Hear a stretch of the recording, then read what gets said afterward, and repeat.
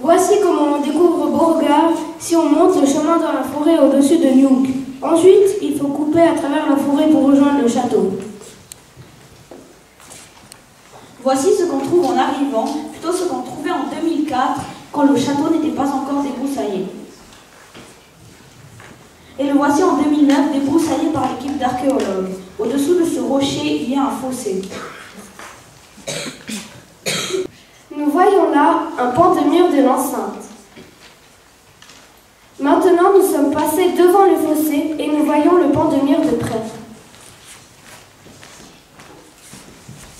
Madame Antonini, qui se trouve devant le mur d'enceinte, est l'archéologue qui a corrigé les plans de Blondel. Nous nous sommes basés sur ces plans pour reconstituer le château de Beauregard. Madame Antonini a corrigé le plan de Blondel en rouge. Blondel avait trouvé que le bâtiment A était une tour, mais Madame Antonini a creusé plus profond et a trouvé un logis. Là, un mur mesurait 4 mètres. Elle a supposé qu'il y avait un glacis. Blondel croyait que le bâtiment C était une citerne et Madame Antonini a trouvé qu'il y avait des escaliers en colimaçon qui tournaient dans le sens anti-horaire. Nous avons fait l'hypothèse que c'était un donjon. La muraille a été légèrement décalée. La tourelle également et on voit sur son passage des escaliers mystérieux. Madame Antonini a aussi corrigé le pont-levis.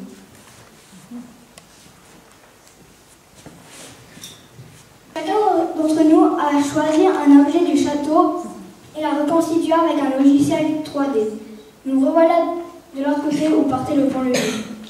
Voici mon pont-levis. Ici, j'ai mis des piliers pour qu'il puisse tenir et là, des chaînes pour qu'on puisse le remonter. Je l'ai reconstitué avec un logiciel 3D. Du côté du château, on observe que le rocher a été entaillé pour poser le pont-levis. Voici le pont-levis que j'ai fabriqué pour monter le château du groupe jaune. Alors ici, nous voyons les piliers pour qu'ils tiennent, les chaînes. Si nous rentrons à l'intérieur, quand on est à l'intérieur, et nous volons ensemble.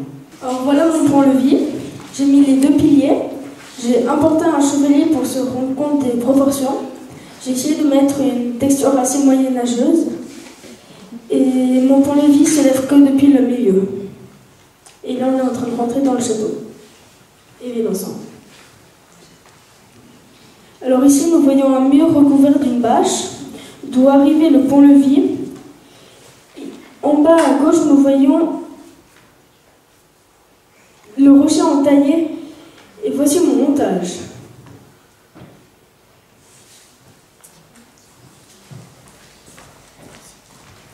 Au milieu du fossé, il y avait un rocher qu'ils ont creusé. C'est là qu'un pilier ou 2 était posé. Voici le château de mon groupe vu du côté ciel. Ici, nous voyons mon pont-levis et le reste du château, c'est les autres de mon groupe qui l'ont construit. Nous revoici à l'extérieur du château. Nous allons imaginer comment on le voyait au XIVe siècle. D'abord avec mon pont-levis, puis avec la muraille d'entrée empruntée à notre groupe. Notre groupe a préféré mettre l'entrée sur la gauche car on peut constater qu'il y a une différence de hauteur. Et en arrière-plan, le logis de Julie. Là, on revoit Madame Antonini qui se trouve devant le glacier du logis. Là, nous avons une très belle vue sur le lac de Gironde depuis l'archère du logis. Ici, nous voyons un mur crépi du logis qui prouve que l'intérieur était soigné. Alors ici, on peut apercevoir l'archère vue extérieure. Pour faire par exemple le toit du logis, nous sommes inspirés du château de Louèche. Donc voici mon logis. D'abord on voit le plan archéologique. Maintenant mon logis qui apparaît avec le glacis, le rocher qui apparaît lui aussi. Donc les trous dans les murs ce sont des archères. Et enfin le donjon de Justine qui vient et le plan archéologique de Madame Antonini. Voici la même archère. Elle servait à lancer des carreaux grâce à l'arbalète sur les ennemis qui essaient d'envahir le château. Le début des escaliers en colimaçon est en pierre. pierre, le reste a disparu. L'archéologue de 1951 a cru que c'était une citerne. Voici mon donjon.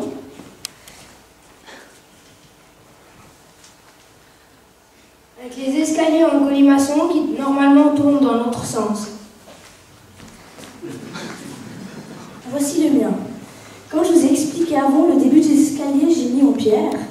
Le reste, j'ai mis en bois comme au château de la Bâtière. Mais j'ai aussi tourné dans le faux sens. Voici la base des escaliers en colimaçon, construite en pierre et recouverte de crépi. L'ouvrier a dégagé la place occupée par le seuil qui donnait accès au logis. Le seuil qui devait être en bois n'est plus là. Alors ici, nous voyons les escaliers en colimaçon. À gauche, c'est les escaliers pour monter en haut du donjon. À droite, pour aller à l'extérieur. Et en bas à droite, nous voyons la porte pour accéder au logis. Voici notre château mais incomplet. Sabrina a fait le donjon et Fanny Comina le logis. Là, on voit un bout du logis et à droite, une énorme falaise vertigineuse. On peut apercevoir par l'archère la porte intérieure qui reliait le donjon au logis. Puis la porte extérieure du donjon. Le pont-levis. Et une vue d'ensemble.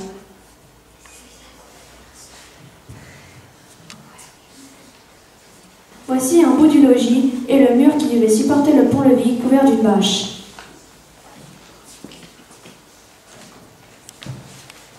Voilà vos regards durant les fouilles de l'été passé, et vous allez voir notre château réapparaître. Alors nous voyons la plateforme qui permettait l'accès au château, le chemin de ronde qu'a fait Pauline, la porte a été décalée sur la gauche, et Madame Antonini a dit que le logis était bien, mais qu'on aurait pu mettre des trous dans le mur, car sinon le toit était inondé.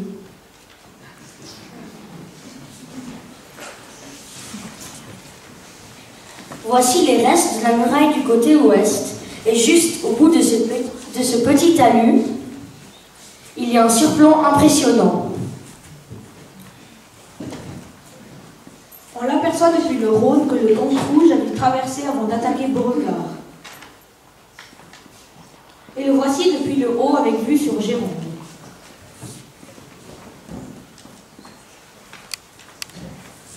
Madame Antonini a découvert des marches qui partent en direction du précipice. À quoi cela pouvait-il bien servir? C'est une belle énigme que nous avons essayé d'élucider. Ça aurait pu être une poterne de sortie en cas d'attaque. Peut-être que cela servait à jeter les déchets. Ça aurait pu servir à jeter des ennemis dans le précipice ou à leur faire peur pour qu'ils avouent quelque chose. Après les escaliers, il y avait un peu d'herbe, donc on aurait pu faire brouter une ou deux chèvres. Alors les escaliers nous conduisent, après quelques mètres de verdure, au bord du précipice. Alors à côté des escaliers, comme pour les protéger, voici la tour F. Alors là on voit la porte, et ici un chevalier qui surveille les escaliers. Revoici les escaliers vus de dessus. Comme ici on peut le voir, le précipice est apparemment infranchissable. Or, un homme qui était chevrier à Beauregard, quand il était petit, a contacté M. Fabre cet hiver en prétendant qu'un passage y arrivait. Voilà le chemin où broutaient les chèvres. Jusqu'à ce niveau, la montée est assez facile. À partir d'ici, c'est une vire, c'est plus difficile. Ce petit chevrier, qui a aujourd'hui 67 ans, avait suivi son troupeau qu'il avait emmené devant cette grotte située dans la falaise sous le château. Et là, vue de l'intérieur. Là on voit un arbre qui cache l'entrée de la grotte. Il fallait contourner le rocher. Voici notre château.